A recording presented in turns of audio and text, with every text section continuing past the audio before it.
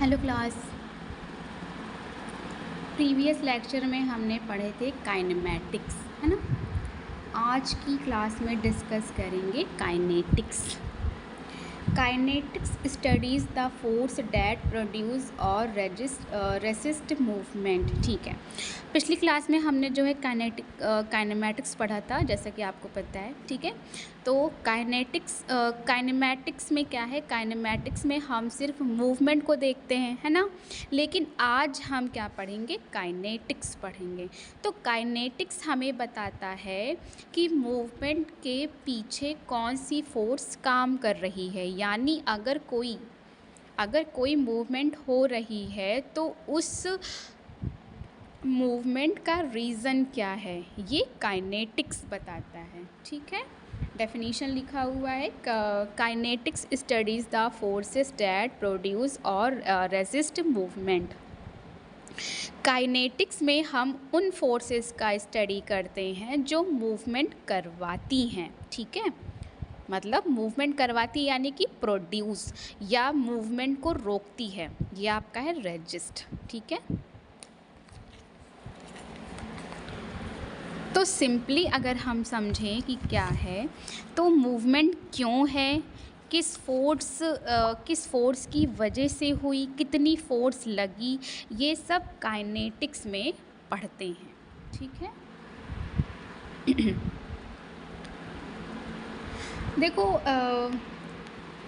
एक सूटकेस का एग्जांपल यहाँ पे है। ठीक है, मान लीजिए आप फ्लोर पर रखा हुआ सूटकेस उठाते हैं। ठीक है, मान लो कि आप जो है फ्लोर पर रखा हुआ सूटकेस उठाते हो। अब सोचो क्या हो रहा है, सूटकेस अपने आप नहीं उठ रहा। ठीक, आपकी मसल्स फोर्स जनरेट कर रही है, दूसरी तरफ ग्रेविटी सूटकेस को नीचे की तरफ खींच रही है। अगर मसल्स की फोर्स ग्रेविटी से ज़्यादा होगी तो सूटकेस ऊपर उठ जाएगा, है ना। अगर मसल्स वीक होगी तो सूटकेस नहीं उठ पाएगा। तो ये पूरा फोर्स का एनालिसिस काइनेटिक्स कहलाता है। क्लियर?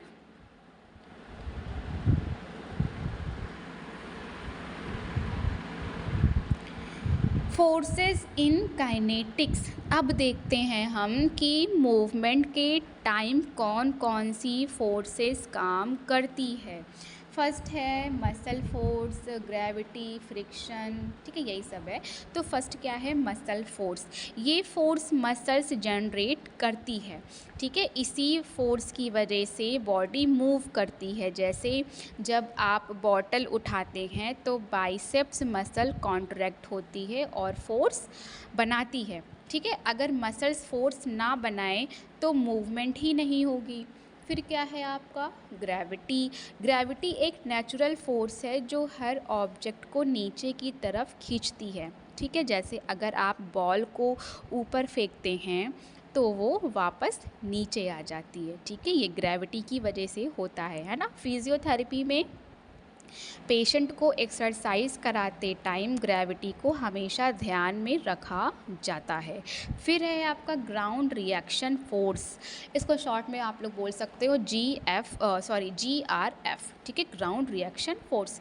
तो ये फोर्स ज़मीन की तरफ से बॉडी को मिलती है। ठीक है, जब हम खड़े होते हैं या चलते हैं तो हम ज़मीन पर फोर्स लगाते हैं। ठीक है, बदले में ज़मीन भी उतनी ही फोर्स हमें ऊपर की तरफ देती है। ठीक है, इसी को ग्राउंड रिएक्शन फोर्स कहते हैं। समझ में आया? एग्जाम्पल, जैसे जब आप जंप करते हैं तो पहले पैर ज़मीन को पुश करते हैं, राइट। फिर ज़मीन आपको ऊपर की तरफ फोर्स देती है, इसी वजह से जंप पॉसिबल होता है। क्लियर? फिर क्या है एक्सटर्नल लोड, मतलब कि बॉडी के बाहर से लगने वाला वेट या रेजिस्टेंस। ठीक है, जैसे स्कूल बैग उठाना, गैस सिलेंडर उठाना। ठीक है, तो ये सब एक्सटर्नल लोड्स हैं। ठीक है, इन्हें उठाते टाइम मसल्स को एक्स्ट्रा फोर्स लगानी पड़ती है। क्लियर? काइनेमैटिक्स और काइनेटिक्स में कंपैरिजन देखो है, इसको भी समझ लो। काइनेमैटिक्स में क्या करोगे आप लोग, मोशन का स्टडी करोगे। काइनेटिक्स में क्या है, फोर्स का स्टडी करोगे। क्लियर। काइनेमैटिक्स में जो है सिर्फ मूवमेंट बताता है, बट काइनेटिक्स क्या है, मूवमेंट का रीज़न बताता है। ठीक है। जो काइनेमैटिक्स हैं वो velocity, okay, distance, speed, velocity, position, ये सब बताता है। ठीक है। और काइनेटिक्स में क्या है, मसल फोर्स हो गया, ग्रेविटी जॉइंट फोर्स है, ग्राउंड रिएक्शन फोर्स हो गया। ठीक है। काइनेमैटिक्स में क्या है कि क्या मूवमेंट हुई, क्या है ना, क्या मूवमेंट हुई। और जो काइनेटिक्स है उसमें क्या है, मूवमेंट क्यों हुई। ठीक है। तो क्या और क्यों याद रखिएगा। ओके, एक एग्जाम्पल के थ्रू फिर से समझ लो। एक पेशेंट है ना, एक पेशेंट है, धीरे धीरे चल रहा है, तो काइनेमैटिक्स क्या बताएगी। पेशेंट 20 मीटर चला, स्पीड कम है, राइट साइड लिम्प है। ठीक है। बस मूवमेंट डिस्क्राइब करेगी काइनेमैटिक्स। और काइनेटिक्स क्या बताएगी, क्वाड्रिसेप वीक है, नी पेन है, ग्रेविटी और ग्राउंड रिएक्शन फोर्स मूवमेंट को अफेक्ट कर रहे हैं, यानी मूवमेंट का रीज़न बताएगी वो। अभी समझ में आ गया होगा। देखो फ्लो चार्ट भी, वो भी समझ लो। पहला क्या है, मूवमेंट है। देन काइनेमैटिक्स यानी कि मोशन। काइनेमैटिक्स में आ सकता है आपका पोजीशन है, वेलोसिटी है, एक्सीलरेशन हो गया।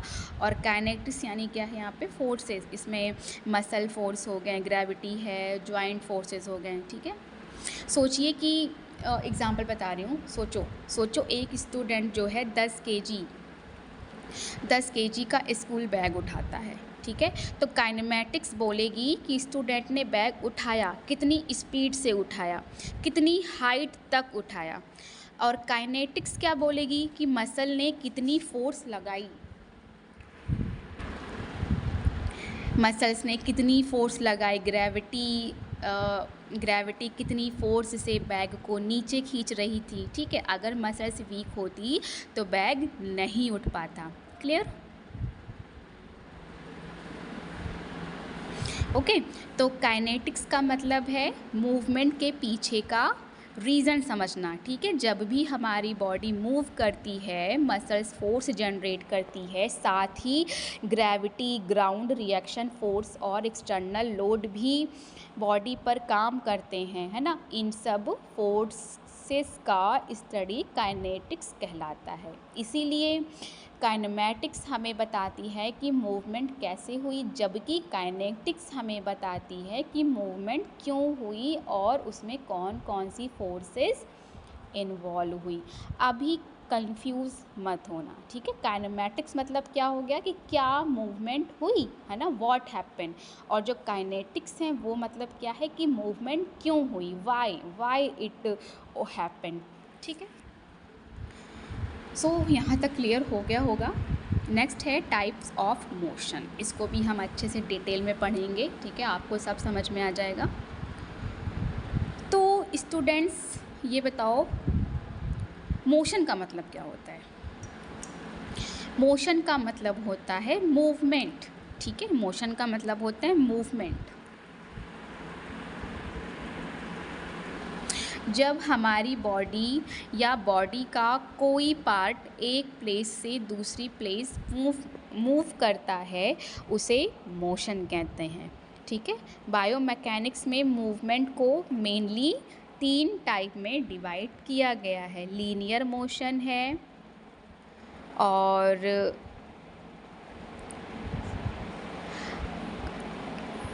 कर्वीलिनियर मोशन हो गया आपका, एक एंगुलर मोशन है। अभी आगे पढ़ेंगे।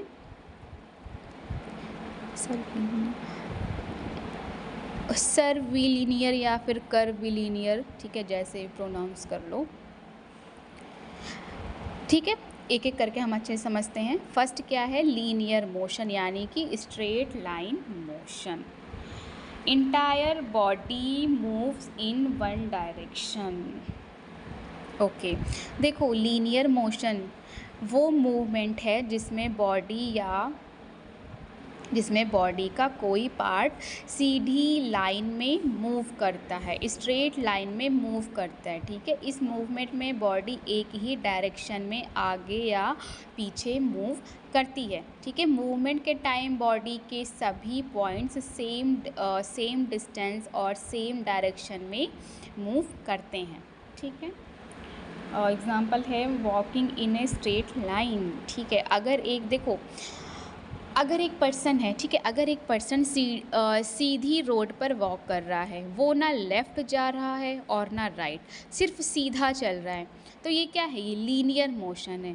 ठीक है, और एग्जांपल जैसे लिफ्ट है, लिफ्ट ऊपर और नीचे मूव करती है। ठीक है, लिफ्ट का मूवमेंट भी स्ट्रेट लाइन में होता है, ये भी लीनियर मोशन हो गया। और जैसे फिज़ियोथेरेपी में भी समझ लो, फिज़ियोथेरेपी में पेशेंट पैरेलल बार्स के अंदर सीधा वॉक करता है, ये भी लीनियर मोशन हो गया। ठीक, तो लीनियर मोशन में बॉडी रोटेट नहीं करती है, सिर्फ एक डायरेक्शन में मूव करती है, भूलना नहीं। नेक्स्ट क्या है?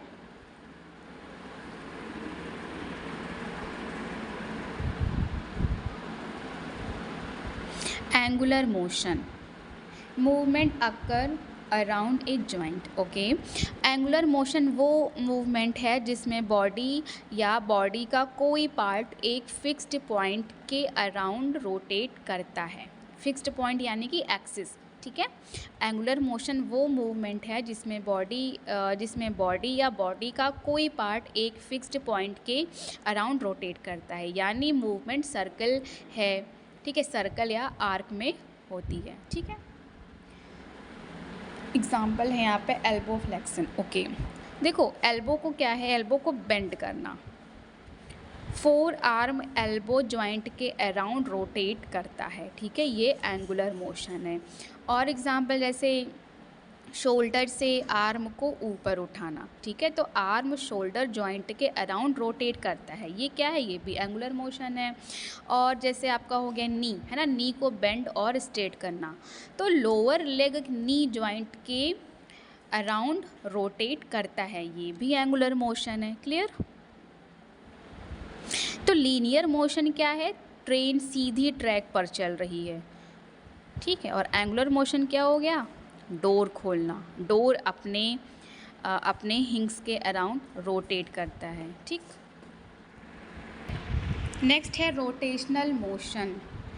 रोटेशनल मोशन में बॉडी या बॉडी का कोई पार्ट अपनी ही एक्सिस के अराउंड रोटेट करता है। ठीक है, यहाँ मूवमेंट सिर्फ बेंड या स्ट्रेट नहीं होती, बल्कि रोटेशन वाली मूवमेंट होती है। ठीक है, जैसे टर्निंग द हेड। ओके, मतलब जब आप अपना सर राइट या लेफ़्ट घुमाते हैं, ठीक है, तो नेक एक्सिस का काम करती है, हेड उस एक्सिस के अराउंड रोटेट करता है, ये रोटेशनल मोशन है। ठीक है, और हो गया जैसे वेस्ट को राइट और लेफ़्ट घुमाना। ठीक है, शोल्डर की इंटरनल और एक्सटर्नल रोटेशन, फोर आर्म की प्रोनेशन और सपीनेशन। ठीक है, तो ये सब जो है रोटेशनल मोशन के एग्जाम्पल मैंने बताए। नेक्स्ट है जनरल मोशन।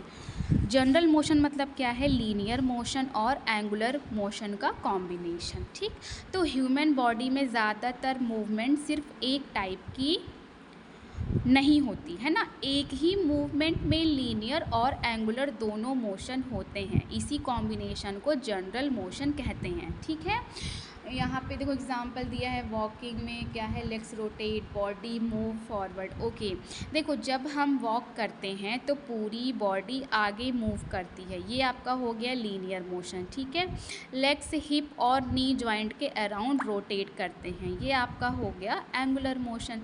दोनों एक साथ होते हैं, इसीलिए वॉकिंग को जनरल मोशन कहते हैं।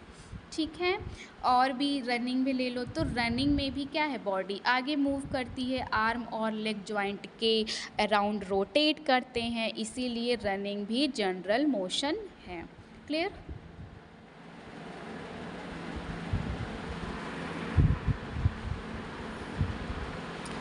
तो क्या है, लीनियर मोशन, एंगुलर मोशन हो गया, रोटेशनल मोशन है, जनरल मोशन, ये क्या है, ये ह्यूमन बॉडी की मेन मूवमेंट है। ठीक है, नेक्स्ट है location, direction and magnitude of motion. अब हम जो है मूवमेंट को और डिटेल में समझेंगे। ठीक है,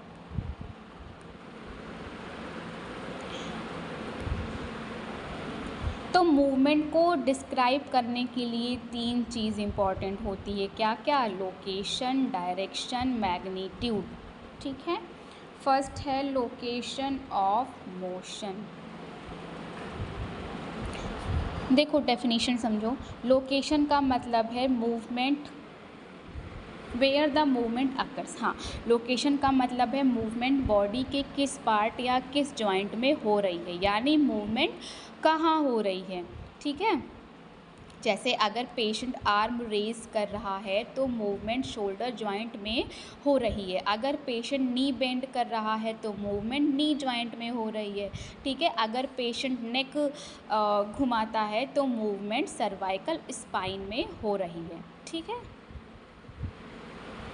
एग्जाम्पल्स को यहाँ पे दिए गए हैं, शोल्डर जॉइंट है और नी जॉइंट हो गया, रिस्ट जॉइंट है, हिप जॉइंट है। देखो फिजियोथेरेपी एग्ज़ाम्पल में समझो कि मान लो पेशेंट बोलता है मुझे हाथ ऊपर उठाते टाइम पेन होता है। ठीक है, तो फिजियोथेरेपिस्ट पहले चेक करेगा पेन शोल्डर जॉइंट में है या एल्बो में है या रिस्ट में है। ठीक है, तो ये लोकेशन ऑफ मोशन आइडेंटिफाई करना कहलाता है। क्लियर?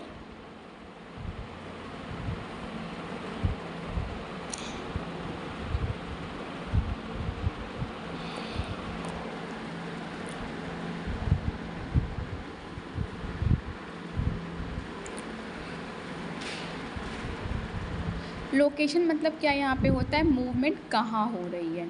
ठीक है, नेक्स्ट है आपका direction of motion. Direction indicates where the body parts move. Okay, जब भी बॉडी मूव करती है हमें ये भी बताना होता है कि बॉडी किस डायरेक्शन में मूव कर रही है। इसी को डायरेक्शन ऑफ मोशन कहते हैं। मतलब मूवमेंट ऊपर, नीचे, आगे, पीछे, राइट या लेफ़्ट किस तरफ हो रही है। ठीक है, एग्ज़ाम्पल भी दिया है। देखो डायरेक्शन इंडिकेट्स वेयर, ओके, मतलब कि डायरेक्शन बताती है कि बॉडी का पार्ट किस तरफ मूव कर रहा है। ठीक है, एग्जांपल देखो दिया, अपवर्ड मतलब कि ऊपर की तरफ, तो बॉडी का पार्ट ऊपर मूव करे। ठीक है, जैसे हाथ को शोल्डर से ऊपर उठाना। फिर है आपका डाउनवर्ड मतलब कि नीचे की तरफ। ठीक, तो बॉडी का पार्ट नीचे आए, जैसे हाथ को ऊपर से वापस नीचे लाना। फिर है आपका फॉरवर्ड यानी आगे, तो बॉडी या बॉडी पार्ट आगे मूव करे। ठीक, जैसे सीधा चलना या आर्म को सामने रेज करना। फिर है आपका बैकवर्ड यानी पीछे। ठीक है, तो बॉडी या बॉडी पार्ट पीछे मूव करे, जैसे एक स्टेप पीछे लेना या आर्म को पीछे ले जाना। फिर है आपका राइट, मतलब मूवमेंट राइट साइड पे हो। ठीक है, जैसे नेक को राइट साइड में क्या करना, टर्न करना। फिर है आपका लेफ़्ट, मतलब मूवमेंट लेफ़्ट साइड में हो। ठीक, जैसे नेक को लेफ़्ट साइड टर्न करना। क्लियर? तो एनाटॉमी में जो है कुछ स्टैंडर्ड डायरेक्शन होती है जिससे डॉक्टर्स और फिजियोथेरेपिस्ट एग्जैक्ट लोकेशन और मूवमेंट को क्या करते हैं, डिस्क्राइब करते हैं। ठीक है, जैसे कि देखो सुपीरियर है, सुपीरियर का मीनिंग यहाँ पे लिखा है टूवर्ड हेड, मतलब कि हेड की तरफ। ठीक है, जैसे चेस्ट है, एब्डोमेन से सुपीरियर होती है। फिर है आपका इन्फीरियर, मतलब कि टूवर्ड्स द फीट। ठीक है, जैसे फूट नी से इन्फीरियर होता है। फिर है आपका एंटीरियर, मतलब फ्रंट है ना, बॉडी का फ्रंट, बॉडी का सामने। ठीक है, चेस्ट बॉडी का एंटीरियर पार्ट है। फिर है आपका पोस्टीरियर यानी बैक। ठीक है, बॉडी के पीछे, जैसे बैक बॉडी का पोस्टीरियर पार्ट है। फिर है आपका मीडियल, मतलब क्या लिखा है, toward the mid line. Okay, मतलब बॉडी के बीच की लाइन की तरफ। जैसे लिटिल फिंगर की कंपैरिजन में थंब ज़्यादा लैटरल होता है और लिटिल फिंगर बॉडी की मिड लाइन के रिलेटिवली मिडिल साइड की तरफ होती है जब एनाटॉमिकल पोजीशन को ध्यान में रखा जाए। ठीक है, तो मीडियल मतलब क्या हो गया, बॉडी के सेंटर की तरफ। जैसे नाक है ना, नोज़ आँखों के कंपैरिजन में ज़्यादा मीडियल होती है। क्लियर। फिर है आपका लैटरल, मतलब अवे फ्रॉम मिड लाइन, है ना, बॉडी के सेंटर से दूर। ठीक है, जैसे शोल्डर्स बॉडी के लैटरल साइड पर होते हैं। फिर है आपका प्रॉक्सिमल, मतलब नियर द ट्रंक, है ना, बॉडी के पास। ठीक, तो एल्बो व्रिस्ट से प्रॉक्सिमल होता है। नेक्स्ट है आपका डिस्टल, मतलब अवे फ्रॉम ट्रंक, है ना, बॉडी से दूर। जैसे आपका क्या है, फिंगर हो गए, व्रिस्ट से डिस्टल होती है। क्लियर। नेक्स्ट है magnitude of motion.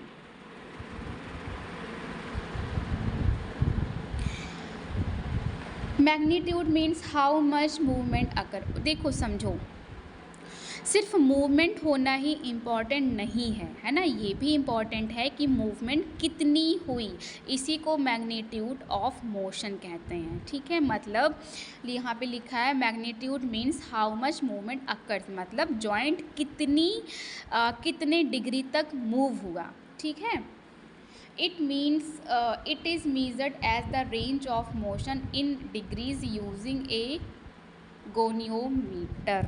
Okay, magnitude को रेंज ऑफ मोशन कहते हैं। ठीक है, रोम को डिग्रीज में मेज़र किया जाता है, इसके लिए एक इंस्ट्रूमेंट यूज़ होता है जिसका नाम है गोनियोमीटर।